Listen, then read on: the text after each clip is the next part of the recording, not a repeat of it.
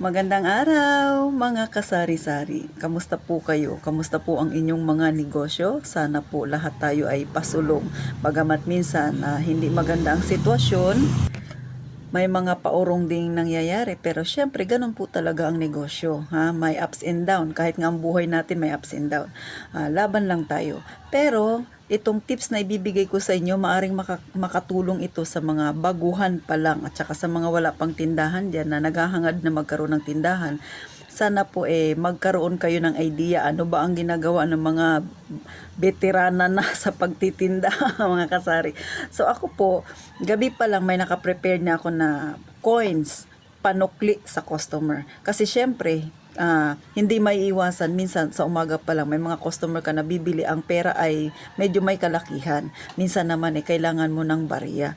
So kapag bibili sa'yo, dapat ikaw tindahan naka-prepare ka, diba? Kasi nga baka mamaya lilipat sa kabilang tindahan, benta mo na sana, lumipat pa sa iba. Lalo na kung kayo ay tabi-tabi dyan, so kailangan ikaw ay laging handa mga kasari. So ako po, gabi pa lang meron ng coins na inihahanda sa aking cash box. 100 pesos yan, panay coins, bali 60 pesos na coins at saka assorted, piso, 5 piso, tsaka 10 piso. Then, dalawang 20. So, kasi kadalasan ang bumibili sa akin, sabihin natin 50 pesos, tapos bibili ng isang sigarilyo. Diba? Dala na yung 20 pesos. Pero maliban pa doon mga kasari, syempre dapat mayroon ka talagang panukli na itatabi mo lang siya. Ako kasi ganun. Hindi lahat ng pagkakataon yung smooth ang takbo. Minsan kabubukas mo pa lang ng tindahan 1,000 na kagad yung bubungad sa'yo, tapos ang bibilin halagang 50 pesos. Diba? Nakaka-relate sa akin yung mga may tindahan dyan. Minsan 500, tapos ang bibilihin wala pa 50, minsan 30 pesos lang. Kasi yung mga yan na yan, syempre kung yan na lang talaga yung last money nila, talagang inipit-ipit nila yan. Diba? Sa ayaw at sa gusto nadukot, nahugot nila. Diba? May mga ganun talagang mga pangyayari mga kasari.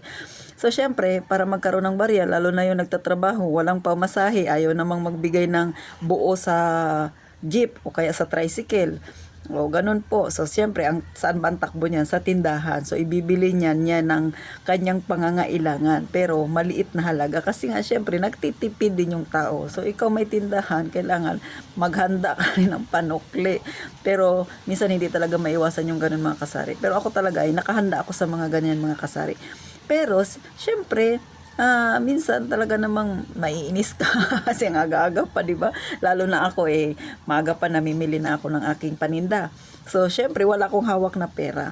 Siguro nung mga unang pagbukas ko ng tindahan mga kasari, ganun. Syempre, kabubukas ko pa lang tindahan, tsaka unang mga 1 linggo pa lang, 2, ganun pa lang yung itinatagal ko sa pagtitinda. So, wala pa talaga akong hawak na pera. Pero ngayon na medyo matagal na ako sa pagtitinda, syempre kahit pa paano, may pera ka ng hawak. Meron akong mga nakahandang mga bilis na yan. Hindi ko nga lang siya inilalabas, may taguan lang ako. Ganon mga kasari. Pag kailangan, yun naman yung aking pera na yun, panay mga tagha hundreds lang, 500, ganon. Mga simpleng panukli sa 1,000 na may mga customer na ganong magbayad. So, kailangan, meron talaga tayong extra pera na pwedeng panukli. So, ito mga kasari, ipakita ko sa inyo yung aking cash box o lagayan ko ng barya. So, kung makikita nyo po mga kasari, ayan. Ito, may tagpi-piso, 5 piso, yung 10 piso tsaka 5 piso na luma, tapos 10 piso, 20 pesos at tsaka 5 piso na bago. So makakasama yung lahat ng bago, ito yung luma, ito yung piso. Then sa bills, 20, 50, 100 at saka yung 500, yan magkasama yan sila dito. Then dito naman sa isang box nakalagay yung aking cellphone na pang load, ginagamit sa load. Tapos ito yung aking benta sa load mga kasari. So ganyan po yung aking lagayan ng pera. So nakaunat siya mga kasari. So, nakita niyo po yung aking lagayan ng pera. Ganun lang siya mga kasari. Ako talaga ginagawa ko para siyang, 'di ba pag sa mall ka, yung pera nakaayos. So, ganun din po sa aking tindahan. Talagang binili ko yung box na yan. Pero yung box na yan, bago ko binili siguro mga nakadalawang taon na ako ng pagtitinda. Sabi ko nga sa inyo, ako si DIY, o 'di ba? Kasi nanghihinayang akong bumili ng mga bagay-bagay na hindi naman ganun kakailangan. Pero alam kong kailangan ng tindahan ko kasi nga minsan umaalis-alis ako. Tapos kunwari may gagawin ako saglit o hindi ako nagtitiwala sa cash box ko na nakabukas lang. So sinususi ko siya mga kasari. Kasi mahirap nang maisahan. Alam mo naman sa panahon ngayon mahirap yung pera. So ganun lang ako mga kasari. Lagi akong nag-iisip ng hindi naman negative, hindi rin overthink. Pinoprotektahan ko lang yung pinaghirapan ko kasi alam ko mahirap kitain, tsaka maraming mga nag-aabang diyan. Mamaya magkamali ka, malingat ka, may naman saglit, pag tingin mo limas na yan, lagayan mo dyan. So ganun po ako mga kasari. So meron pa ako ipakita sa inyo, isa sa mga ginagawa ko rin. Maaari ninyong gayahin, maaari ding hindi, pero sigurado ko sa inyo matutuwa kayo dito kasi nga malaking tulong ito, malaking bagay na ito sa mga kagaya nating may maliit na sari-sari store, o baka nga yung iba siguro ginagawa na nila. Ano ba ito? Ito na mga kasari. So ito, may lagayan ako ng barya. Ito yung nabili ko na yung coin na candy, chocolate siya, tagpipiso yung benta ko. So nung wala na siyang laman, tinago ko yung lagayan niya. So dito ko nilalagay yung 5 piso, 10 piso, tsaka 20 pesos na bago. Lahat ng benta ko sa buong maghapon o hanggang gabi, simula umaga hanggang gabi. Tapos paggabi, 'di ba, bibilangin ko na siya kung magkano. So naka-separate 'yan. Iba yung lagayan ng 20. Ito ay panay bago, 5, 10 at saka 20 na na bago.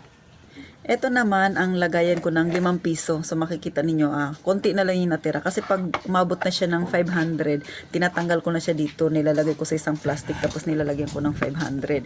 Kasi nga may pinagagamitan ako. So ito naman yung 10 piso at saka 5 piso na luma. Yan, makikita ninyo mga kasari. Yan. So hiwalay din siya. Kasi nga para kunwari, naubusan ako bigla sa cash box ko ng panukli, hindi ako malilito kung saan ko kukunin yung coins. Tapos, last mga kasari, ito, tagpipiso. Lagayan ko. So, kung mapapansin ninyo, lahat ng lagayan ko, mga plastic, mga pinaglagyan ng mga palaman. Ito ay matagal na kasi nung gumawa ako ng salad, o diba? So, hindi ko siya itinatapon. Tinatabi ko. Kasi nga, yung mga bagay na pwede mong pakinabangan, pwede mong magamit. So, si tago ako mga kasari. So, yan yung aking lagayan ng mga barya, maliban pa sa cash box. So, yung mga lagayan ng barya na yan, na nakalagay sa mga plastic, sa mga ganito, pagka marami na, katulad ng 5 piso na ipinakita ko sa inyo, 'di ba? Wala na siya halos laman. Pag nag-abot na siya ng 500, itinatabi ko, nilalagay ko sa isang plastic tapos sinusulatan ko 500. Ganon din yung 5 piso at saka 5 piso, pagka umabot na ng 500, tinatabi ko rin. Tapos yung 10 tsaka bagong 10 at saka bagong 20, itinatabi ko rin. Bakit ko ba itinatabi? Kasi dito sa amin mga kasari, may tindahan dito yung bakery. So pag ang coins mo umabot na ng 1,000, pwede mo sa kanilang ipabuo yung coins mo. Tapos meron kang free na tasty bread. Di ba? Ang tasty bread nila ay large ang binibigay nila mga kasari. So kesa bibilhin ko pa yon, kesa maglalabas pa ako ng pera. Di ba? Di ba? Pag mga negosyante talaga, si kuripot talaga. Pero totoo yun mga kasari. Pag umabot na ng 1,000 pataas, may libre ka na tasty bread. So may pang-agahan na ako na hindi ko siya binili, kundi doon lang siya galing sa coins na aking ipinabuo sa kanila. So ganun po. Maliban pa doon mga kasari, meron pa akong isang tindahan na binibilhan naman doon ako nagpapaload. Sa loading station na yon, pagka ikaw ay may barya na 300 na tagpipiso or 500 na tagli 5 piso, pwede mong ipabuo sa kanila at may kapalit yun na SIM. Diba? Yung SIM na yon, pwede mo siyang ibenta. Ibig sabihin, ang coins na pinabuo mo, tumubo pa siya. O, di ba mga kasari? At yung SIM na yun, pandagdag tinda mo pa yan mga kasari. So ako, ganun po ang ginagawa ko. Yan ang dahilan bakit ako ay may mga lagayan na ganito mga kasari, ha? So, ganyan po ako sa aking tindahan mga kasari.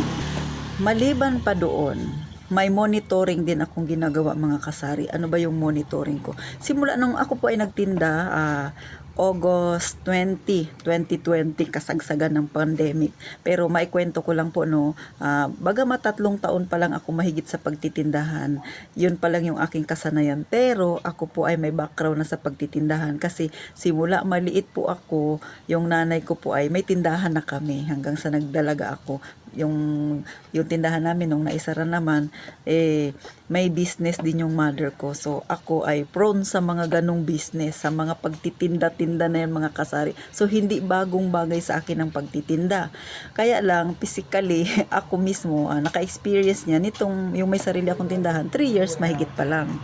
Sa experience ko, 3 years, mahigit pa lang. Pero, ako ay may kamalayan na sa pagtitinda. Kasi nga, bago pa ako napunta dito sa larangan na to, sabi ko nga yung nanay ko mahilig nang magtinda at saka marami na siyang mga naitinda, mga lako-lako na yan. So ako, lumaki talaga ako na ang nanay ko ay ganun.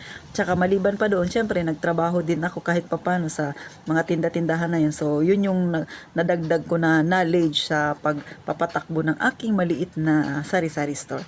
Kaya noong August 20, 2020, kasagsagan nga ng pandemic, sabi ko nga ay doon ko rin ito itinayo yung aking maliit na tindahan. So sa halagang 20 pesos o 20,000 noon talaga namang napakaliit lang yan na halaga. Tsaka syempre alam niyo naman mahal na ang paninda. Pero napalago ko siya sa loob ng mahigit 3 taon. Siguro ngayon kung ating i-inventoryhin yung aking paninda, ang 20k ko noon, siguro ngayon po ay nasa 100k na ang laman ng aking tindahan mga kasari. Syempre, kabilang pa doon yung pera na na-scam sa akin. So, malaki din yun kasi 20,000 din yung na-scam sa akin. At maliban pa doon mga kasari, meron pa akong mga pinambibili sa aking tindahan na syempre mayroon akong remembrance. So, gaya nga ng sabi ko sa inyo, mahilig akong bumili ng alahas. So, yun ang pinaka-investment ko. So, yung tindahan ko nga marami na akong naipundar. Marami na akong nabiling remembrance na alam kong kapaki-pakinabang mga kasari. So, kaya kung isusuma total ko talaga yung aking tindahan ay mahigit na siguro sa 100,000. Ganon mga kasari. Pero yung aking tindahan ay nananatiling ganyan po ang itsura. So, kung makikita nyo ganyan. Pero dito, meron pa yan sa kabila. Panay mga sabon naman yan. So, sa iba kong vlog ay naipakita ko ng aking tindahan kung ano yung itsura niya. So, kung kayo ay talagang nakamonitor sa akin, talagang subscriber ko na kayo, simula nung mga nakaraang buwan pa. So, nakita nyo na siguro kung anong itsura talaga na aking tindahan. Masasabi ko na kahit papano nagtagumpay na ang aking tindahan. So, isa sa mga ginagawa ko para ma-monitor ko kung talagang yumayabong ng aking tindahan. O, di ba? Maliban pa sa mga nakita kong mga pinambibili kong mga gamit ko, ay isa rin to sa logbook po. Meron akong logbook dito. Ito ay sinulat ko, nilagay ko dyan August 20, 2020. Yan yung kung kailan ako nag-start ng aking pagtitinda. Tapos makalipas ang 1 buwan kalahati, kasi October 1 ko ako nag-umpisang magsulat. So, ganyan. May date yan siya mga kasari. So, ito lahat yung aking benta. Araw-araw yan sinusulat ko. So, simula umaga, pagkadating ng gabi, nagbibilang ako ng benta ko. Tapos, isinusulat ko siya. So, ganyan. Hanggang sa ngayon. So, ganyan na siya. Ito na siya mga kasari. Yung last ko ay nung November 20. Kasi po ngayon ay 21. So, mamayang gabi ko pa isusulat. So, pagka merong nangyari, katulad kahapon, namili ako nung November 20, so half day lang ako nag-open. So nilalagyan ko siya ng half day, nagno-note ako, nilalagyan ko siya kung bakit yan lang yung benta ko. So lahat yan, may mga note yan siya mga kasari. Pag ako'y may pinuntahan, tapos pag ako'y nagbayad, ganyan. Tapos pagdating ng 1 buwan, kunwari, simula, katulad ngayon, di ba, November. So from November 1 to katapusan, pag dumating na yung katapusan, Tinototal ko po siya. Yan, katulad nito, yan may total siya. So isang buwan na sales, din ito isang buwan na sales. So yung isang buwan na sales ko ay tinototal ko para makita ko kung bumaba ba. Pero kadalasan sa mga na nakita ko mga kasari sa loob ng 3 taon, ito ay 3 taon.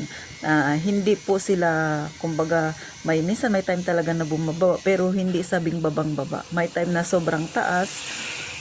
Pero syempre minsan nababawi rin ng ibang ng ibang araw. So ganun po yung tindahan, yung negosyo, may tumal, may maganda yung sales. Pero nakikita ko naman na lalo na ngayong November, lahat po ng sales ko na nakita ko lahat po ay maganda kasi talagang lahat sumulong mga kasari.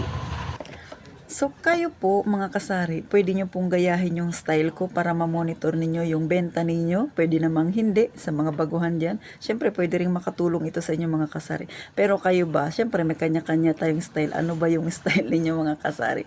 So hanggang dito na lang mga kasari. Sana nakapagbigay ako ng tips sa inyo, diba? Pero siyempre wag ninyong kakalimutan ha, yung mga barya na yan na maaari ninyong pakinabangan. O diba, hanap din kayo ng store na pwedeng papalitan ng barya na pwedeng ipabuo. Ang Jollibee kasi 'di ba may libreng burger. Pwede pa sa mga ibang establishment diyan na nagpapalit ng barya tapos may makukuha kayo, 'di ba mga kasari? So thank you po sa inyong panonood mga kasari. Sana po huwag kayong magsawang subaybayan po at saka syempre i-like tsaka i-subscribe ang aking maliit na YouTube channel para kahit papano dumami-dami tayong mga kasari. Matulungan din natin yung iba na kagaya natin gusto ring magkaroon ng tindahan at yung iba ay nagbabalak na tindahan ng pasukin, magkaroon sila ng idea. Sana po ma-share nyo rin mga kasari ha. Makikisuyo ako sa inyo, sana po pa-like na lang po. At saka sa mga nanonood naman, thank you po sa inyong pagsuporta. Walang hanggang pasasalamat ang yun lang yung aking kayang isukli sa inyong mga kasari, yung pasasalamat ko sa pagtangkilik ninyo at pagtanggap sa aking maliit na channel. So sana po lagi kayong mag-iingat mga kasari sa inyong paglalakbay.